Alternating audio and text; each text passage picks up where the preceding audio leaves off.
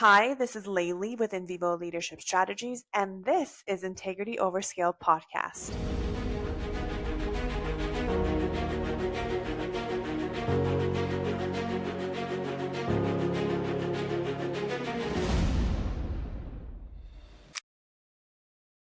Welcome to Integrity Over Scale podcast. I wanted to do a podcast like this for about 2 years now. We have had so many bad leaders in our society, and it just feels like bad leadership is everywhere. And what I wanted to do was tell the tale of bad leaders. How did they come to power? What really worked? One of the reasons why we kept them around is because something was working, obviously, right? What made them bad leaders, and dive into that. And I want you as a listener to think of this as a cautionary tale, sure, but also as one where you can think about what leadership means to you. And I want us to stop thinking that we need bad leaders in society. That's been the unfortunate myth, is that you have to be hubris to have a higher leadership position to do things. And if we continuously put these types of individuals in offices and companies, then of course they are the only type of people that we can study. If we put better leaders, positive leaders in there, maybe the data will tell us otherwise. So I want to start this series with you all, and I have a leader in mind, and the leader's Rasputin, the mystic who unraveled an empire. So, for those of you who are not familiar with Rasputin, let me start here. A barely literate peasant from Siberia, a man who smelled so strongly that people could tell when he had walked into a building, somehow made himself the most powerful, unofficial figure in the entire Russian Empire. Empresses wrote him letters. Government ministers feared his messages. And when a group of noblemen finally decided to murder him in a palace basement, I believe, the legend says that they had to poison him, shoot him, beat him, and drown him before he would stay dead.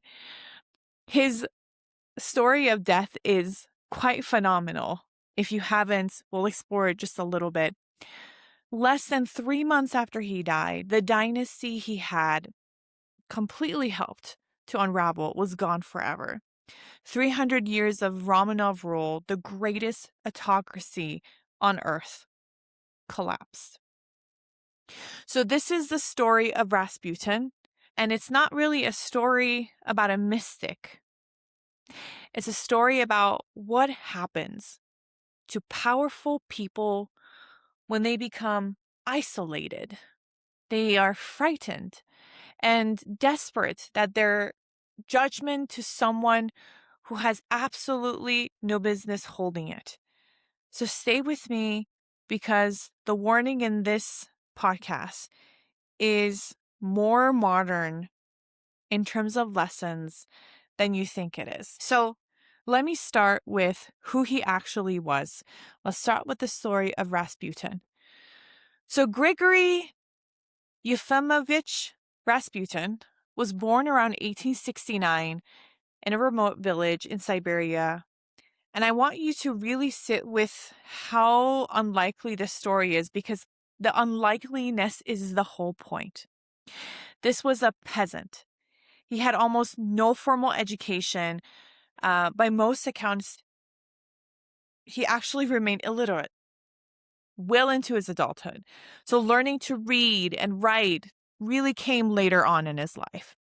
He was rough, very rural, and he was the furthest thing imaginable from the gilded world of the Russian court. And as a young man, after a period of personal crisis and loss of children in infancy, he went through a religious transformation and became a kind of wandering pilgrim, if you will. And this was called Strenik, I hope I butchered. I apologize. Traveling across Russia on foot, visiting monasteries, developing a reputation as a holy man.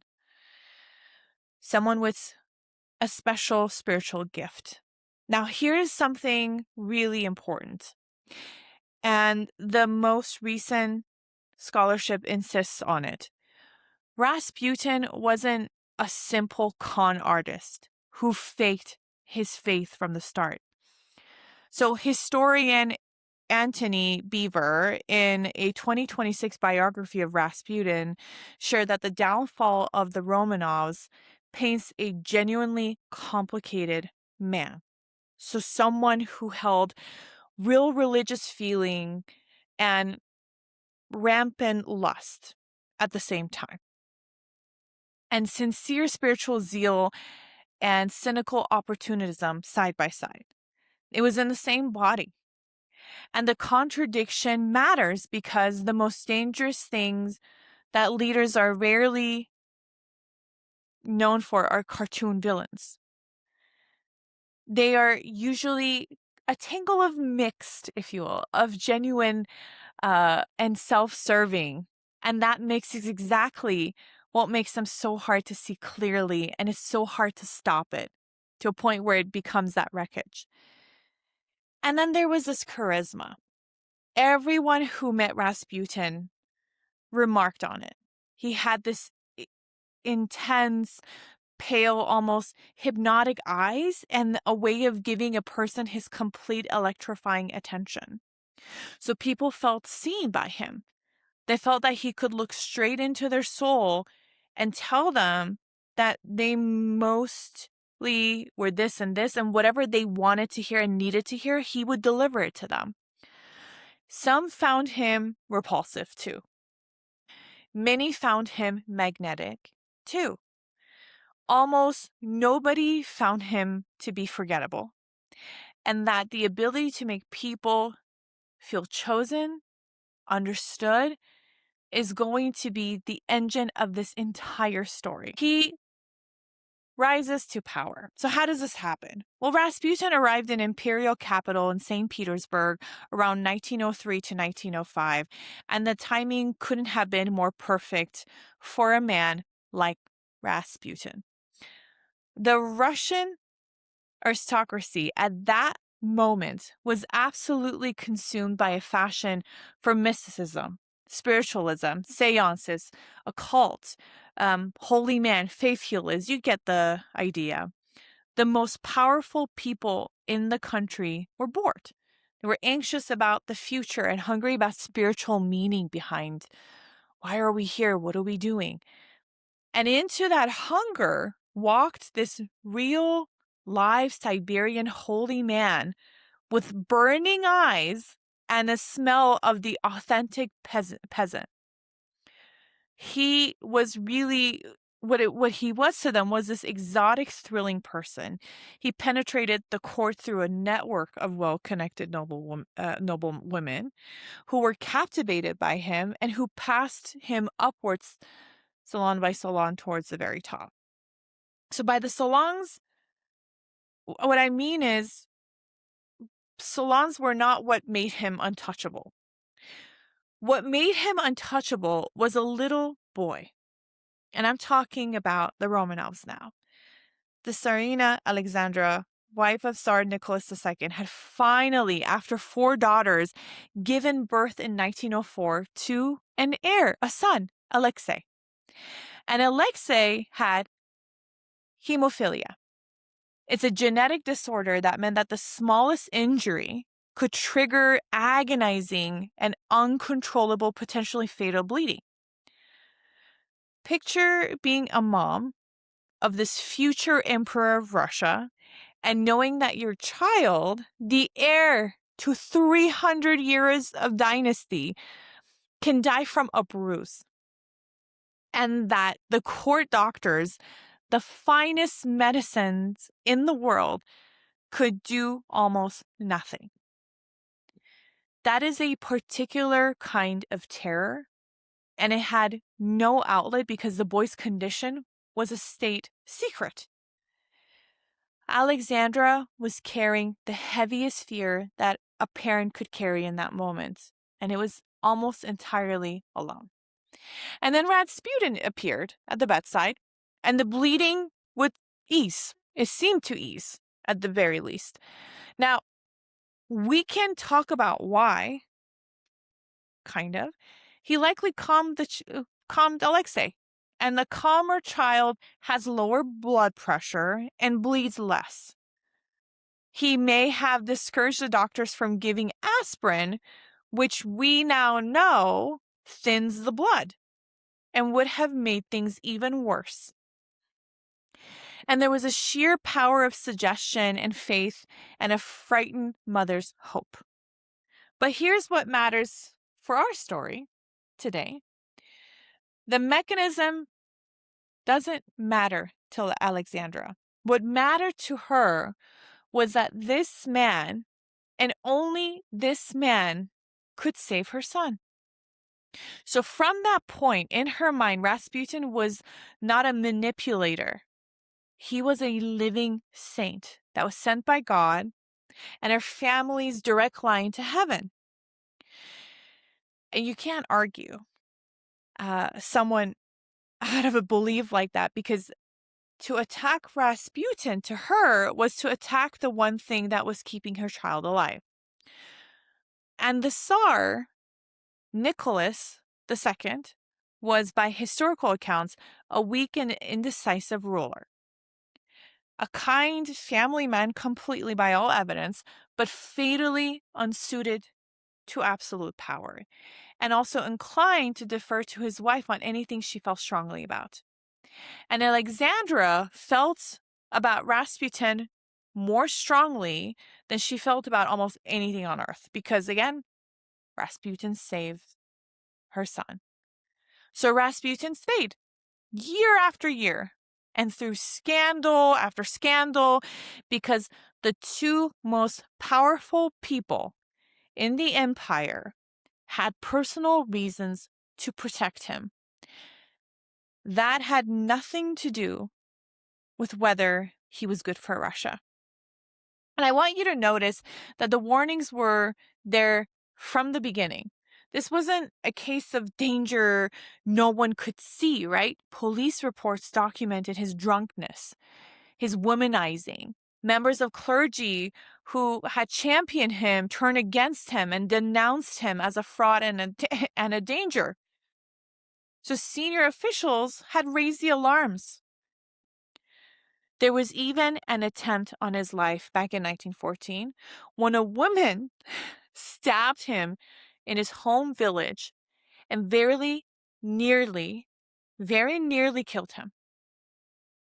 The scandals were public. The reports were filed. The powerful people around the throne, they could all see what Rasputin was all about. But it didn't matter, because every warning crashed against the same immovable wall. To Alexandra, attacking Rasputin was like attacking the man that was the angel that kept her son alive. So every accusation, no matter how well documented, was reframed in her mind as the work of enemies, jealousy, or persecution of a holy man. So the information was all there. The system simply had no way to act on this. I want you to hold on to that, because it's the most modern thing about this entire story. The failure was almost never a failure of information. It was actually a failure of a system that couldn't act on what it already knew. What made him, Rasputin, so effective, and why that is the scary part, was this. I want to slow down here, because we have to understand what Rasputin was actually good at. And it's more uncomfortable and more relevant to us as far as 2026 goes. There's a concept in leadership and leadership research that maps onto Rasputin almost perfectly. Researchers who study charisma Going back to the work of scholars like Jane Howell, Robert Howes, they draw a crucial distinction between two kinds of charismatic leaders.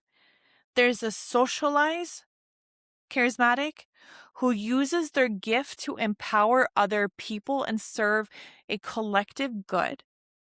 And then there is the personalized charismatic who uses the exact same magnetic gift to serve themselves, to build dependence, and also satisfy their own needs for power and adoration and control.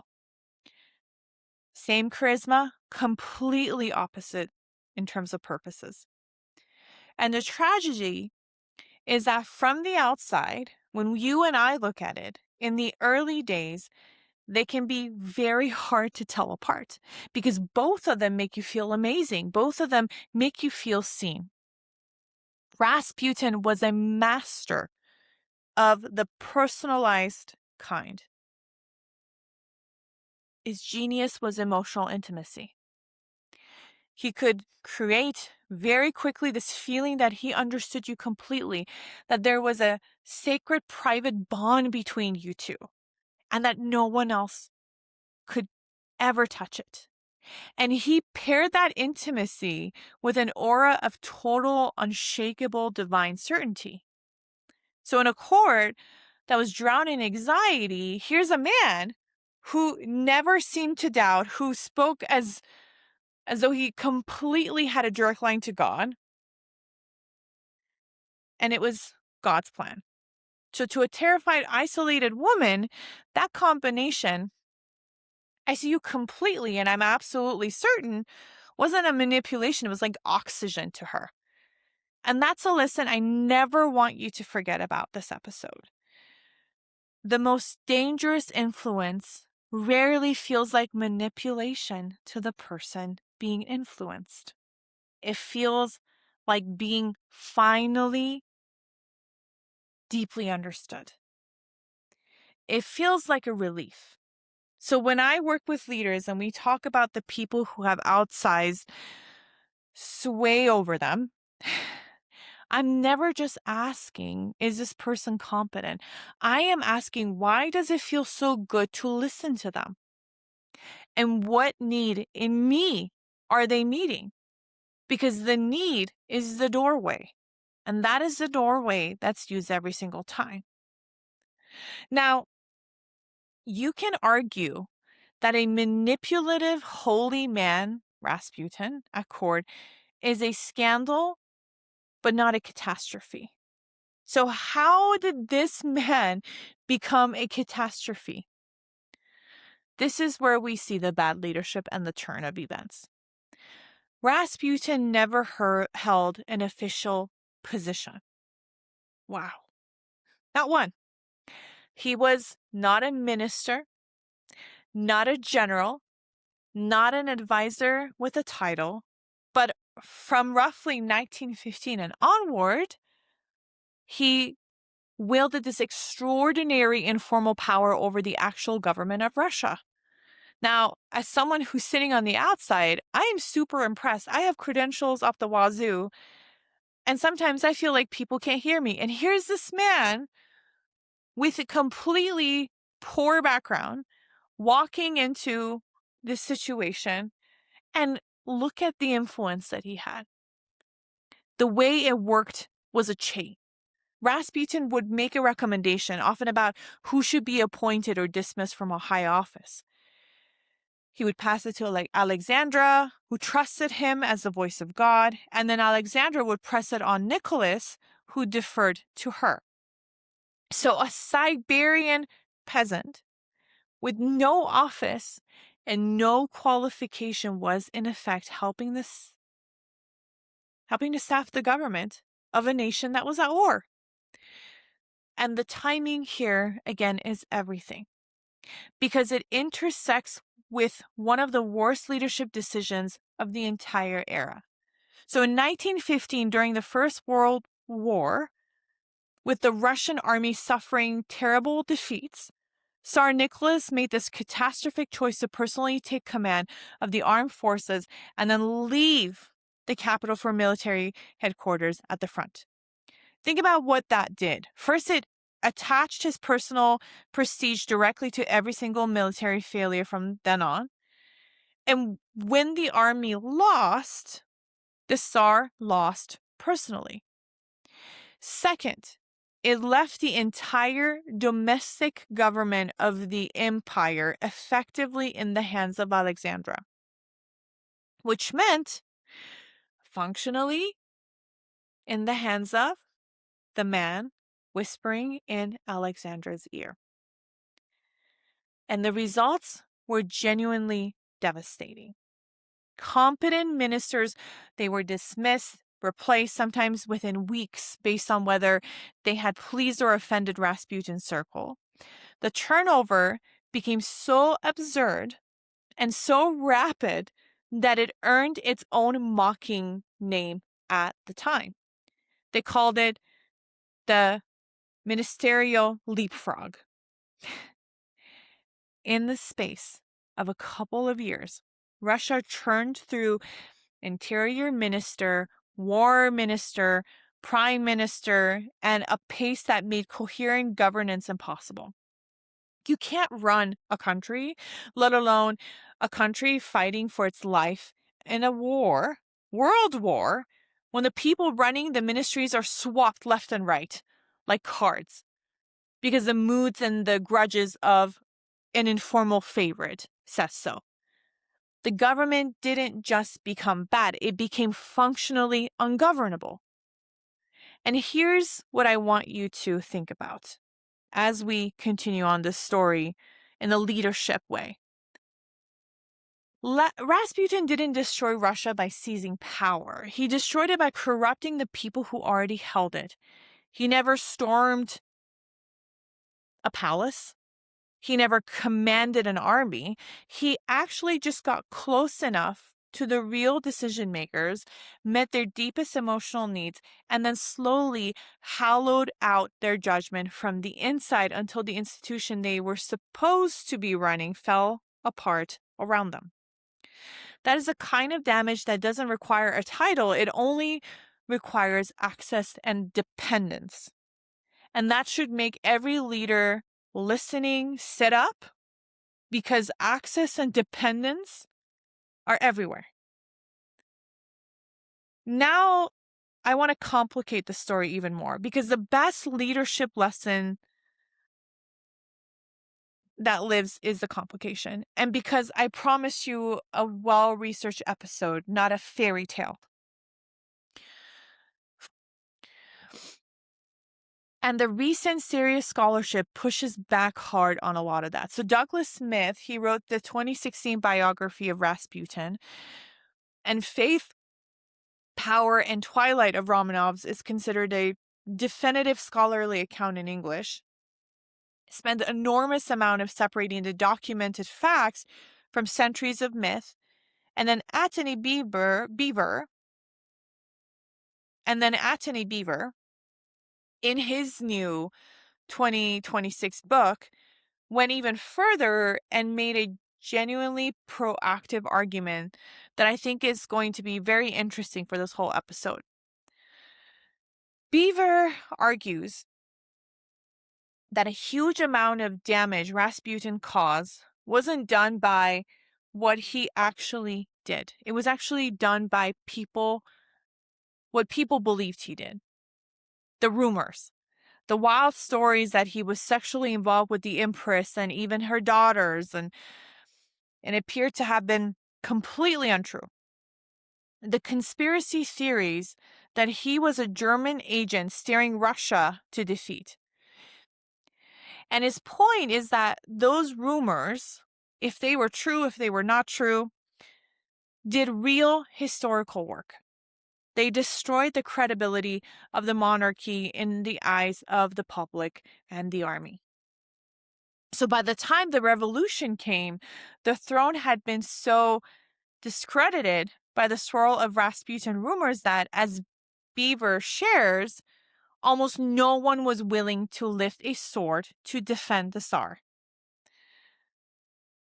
This is very unsettling, because the perception became more powerful than the reality.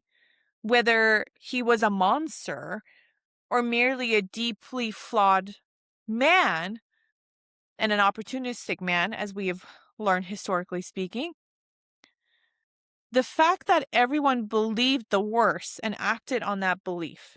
And Beaver explicitly draws the line to our own era, where myth and rumor can move events more powerfully than the truth.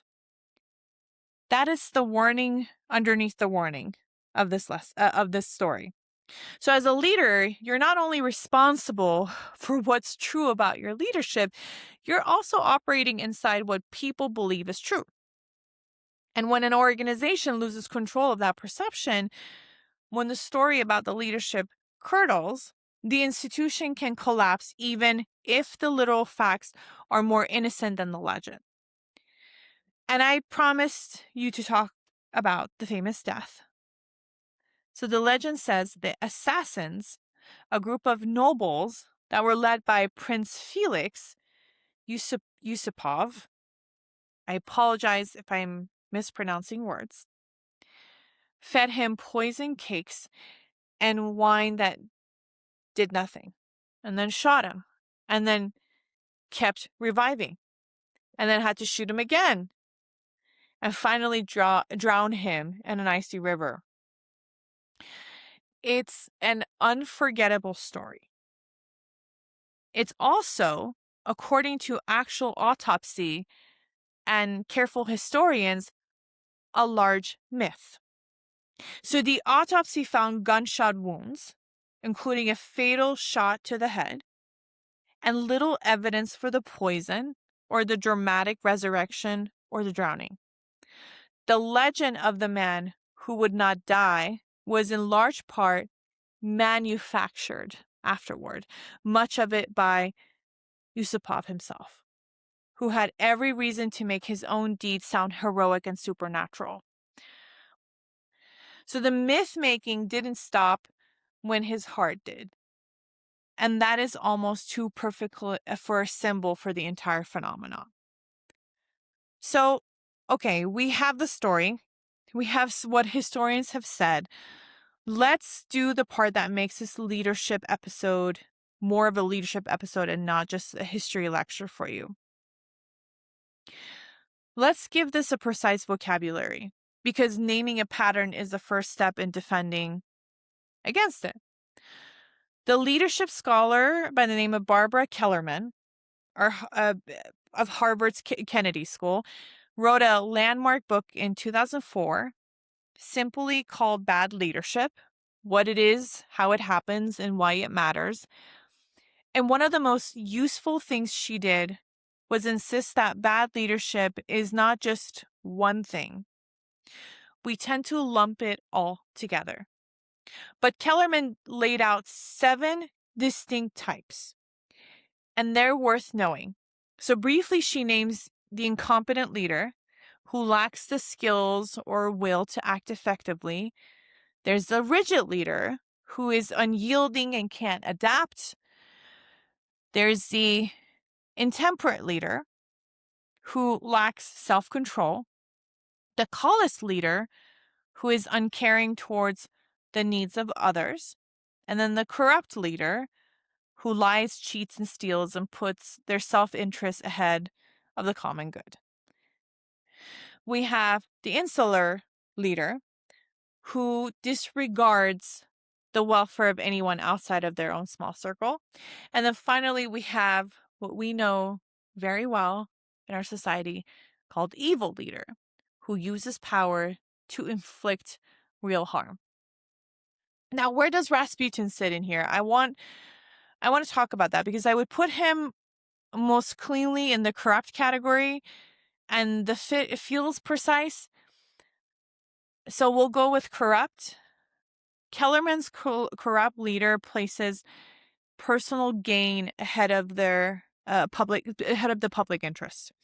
And that is Rasputin. He pursued personal influence, material comfort, and by many credible accounts, sexual gratification, all of it draped in the robes of spiritual authority. So the holiness was at least in part the cover for the appetite. That is the textbook corruption in Kellerman's sense, the betrayal of a trust for private benefit. I want to add another layer because I think it makes the analysis richer and more honest. Kellerman's insular type fits the story too. But if we are practicing more about the definition, the insular belongs as much to the Romanov court as it does to Rasputin. So insular leader is one who walls themselves off and disregards the wider world that they are responsible for. And that is Nicholas and Alexandra to a devastating degree. They were so sealed inside of their private world and their fears, their love for their son and so forth, that they lost all contact with the suffering of their people. The council of competent officials, the political reality of their country falling apart. And Rasputin didn't create that insularity. He found it. He fed on it. He deepened it. And he was the corruption that thrived because the leadership was already insular. And that points us at one of the richest questions in the whole story. The one I want you to chew on. Was Rasputin even a leader at all? He had no authority. He only had an influence. So is he a bad leader? Or is he a bad advisor who exploited bad leaders? And I don't want to say I have an exact answer, but after sitting with this for a while, is that the distinction is exactly the trap. We obsess over the org chart, over titles, reporting lines in the modern world, and we assume that there's a power there. That's where the power is. That's where the authority is. But real power flows through influence and dependence, and it doesn't care what the org chart says. Rasputin proves in the story that the most consequential figure in an institution can be someone with no formal role, accountable to no one, and not even visible on a diagram.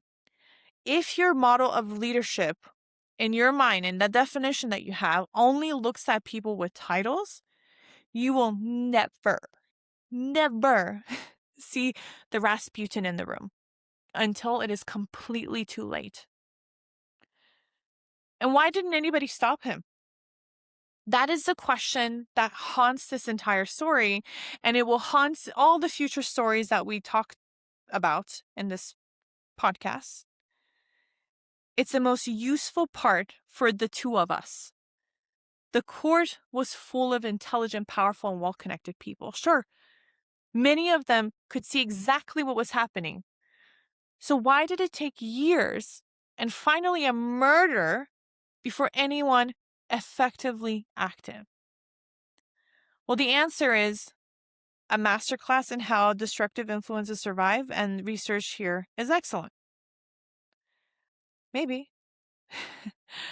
There's a framework I love for exactly this kind of situation. And it's developed by researchers Art Padilla, Robert Hogan, Robert Kaiser, and they call it toxic triangle. Here's what I mean. Their core insight is that destructive leadership is never just about the bad leader. It always takes three things working together.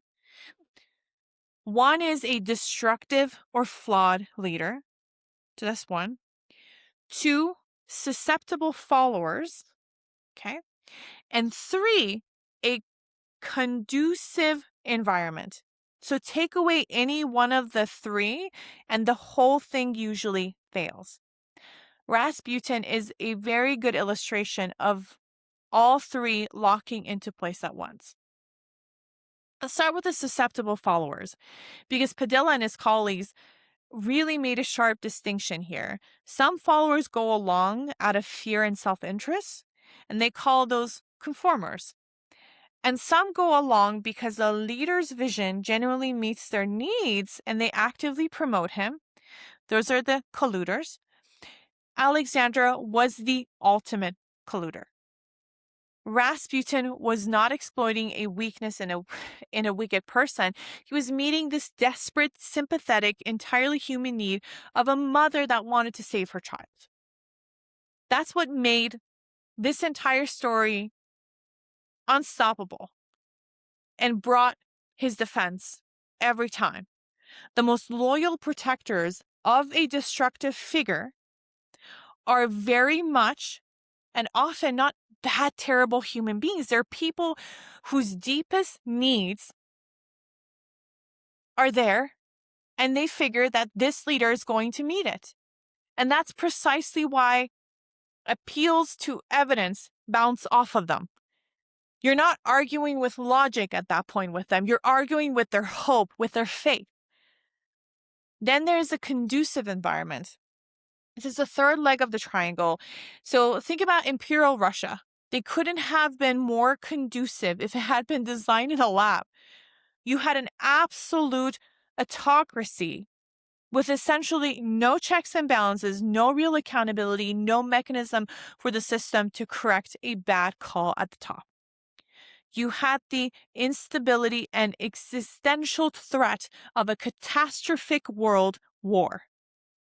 You had a secret at the heart of the family of this boy's illness that walled off decision makers from scrutiny.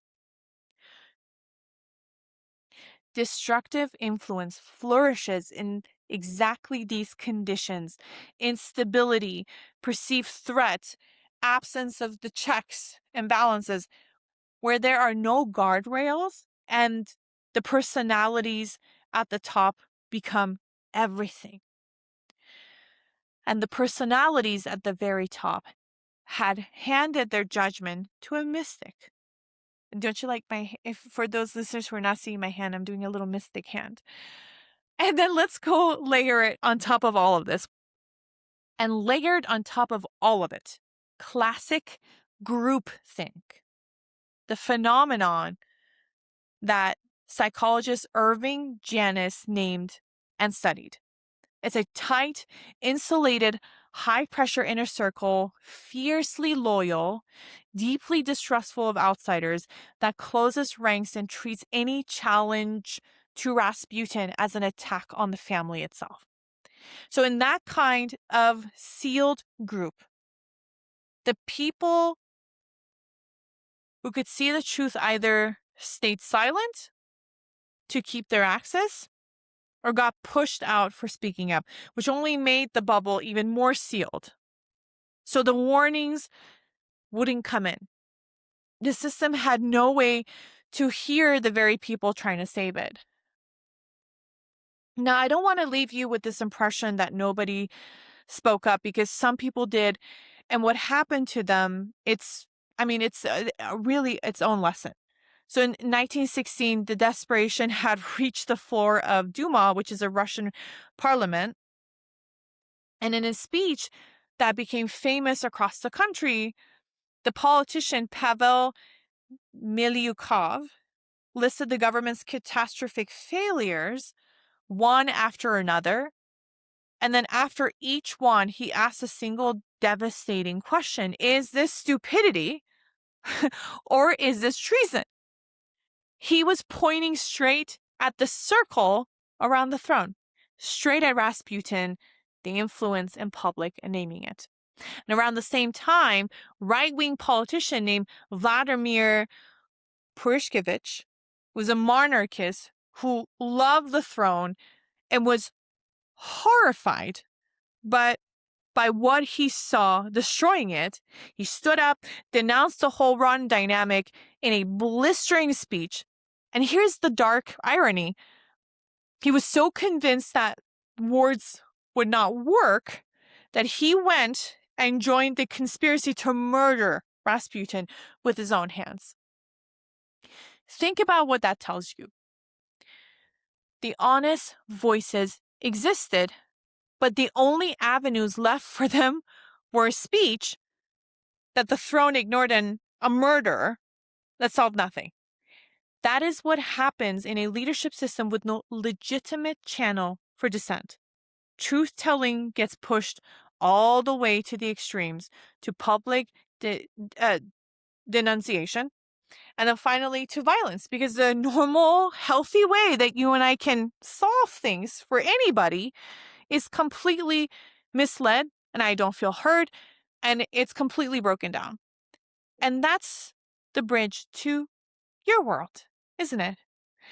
The leadership researcher, Amy Edmondson, spent her career showing that the single biggest predictor of whether an organization can catch its own problems is psychological safety.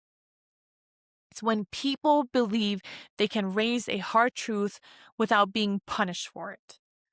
The Romanov court had zero psychological safety around the subject. So for you, if you question Rasputin, was a risk to your position, whatever you had access to, sometimes your career.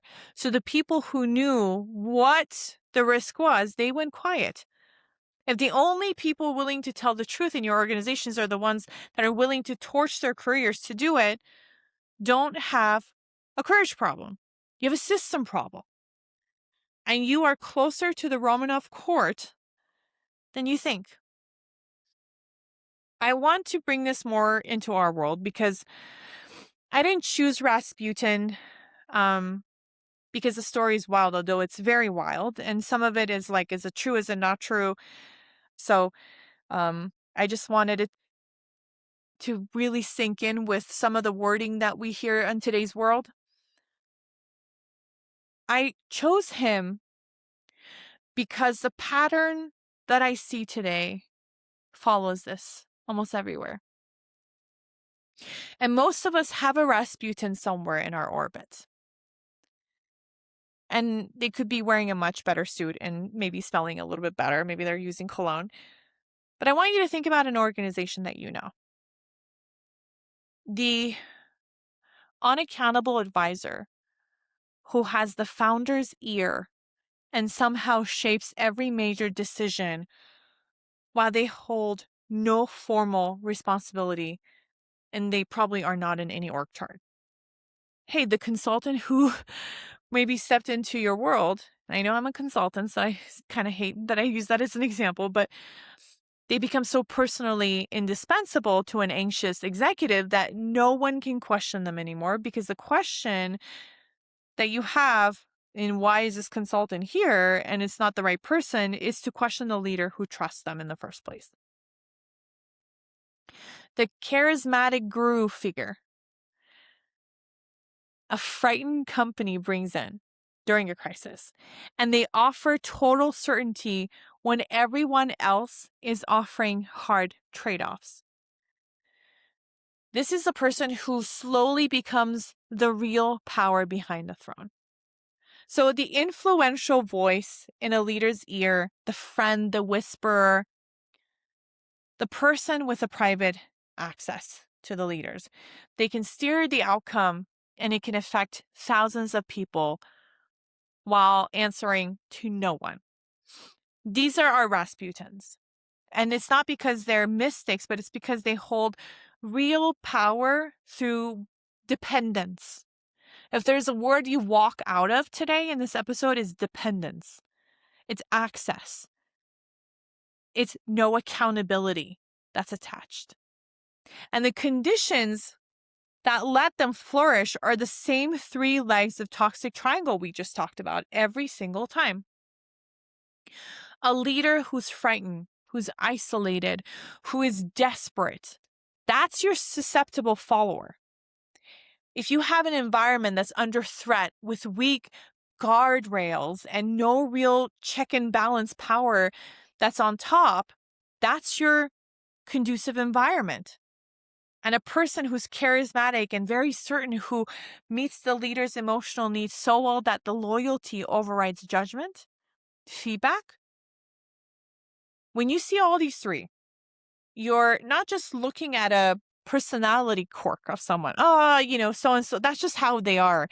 You're actually looking at a system that is one bad season away from a Rasputin.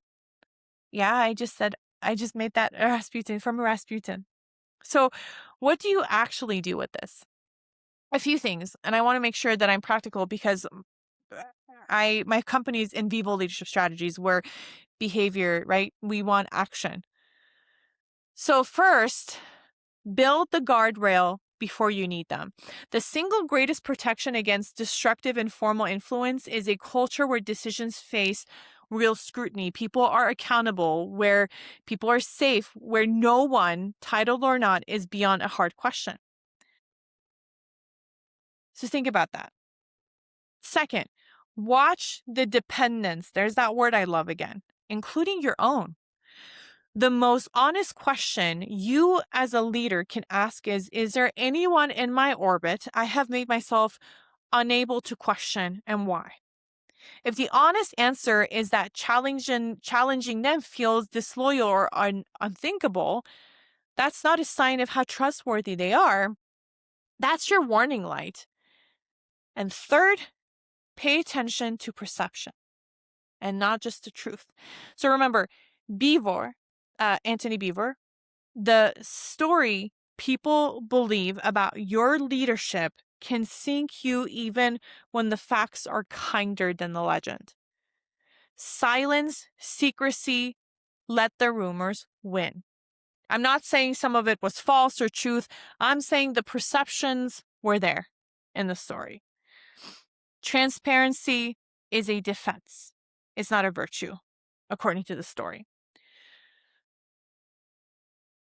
A little more word about the work, because this is exactly the kind of work I do with leaders in vivo leadership strategies. And if this is the episode that's hurting your nerve, I want you to know there's a way to go deeper on it. Almost nobody is the star in their own mind. We're all reasonable ones. We're all perfect in our best way, which is exactly why these patterns are so hard to see from the inside. The dependence that has quietly grown too strong is one that we often don't see. We may not be questioning the right people. And the story about leadership is that getting away from you, you can have your heads down, you could be working super hard and not see what's going on with you or what's going on in your company, your culture. So a good coach is a person outside your sealed circle who is willing to ask the questions your inner circle may have stopped asking. So when people ask me, why would I need a leadership coach? It's because a leadership coach, especially if they're ICF trained, they know how to ask questions to get you to a deeper truth. There's a lot of what I do. I help leaders see the dynamics they are too close to see and then build the guardrail that keeps the good judgment from quietly slipping away. If that is the kind of clear-eyed partner you have been wanting, reach out to me. You can subscribe to my podcast. You can find me at invivoleadershipstrategies.com. And there's a link there if you want to have real conversations with me, you can contact me. I'm happy to connect. I'm happy to discuss. Before I distill the warning, I want to hand you 4 questions to carry outside of this episode, because the stories are only worth telling if they change how you look at your own situation, pause, and really reflect on your actions. So 1, what does Rasputin reveal about your own vulnerability as a follower? We can always cast ourselves as the one who would have seen things, but think about that question.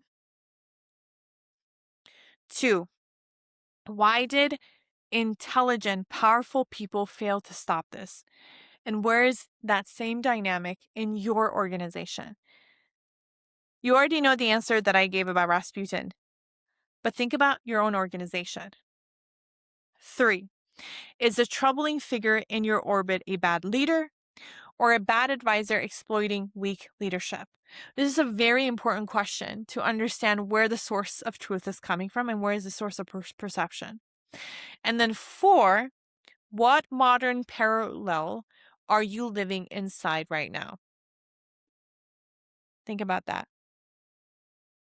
So, what is the warning of Rasputin in the end?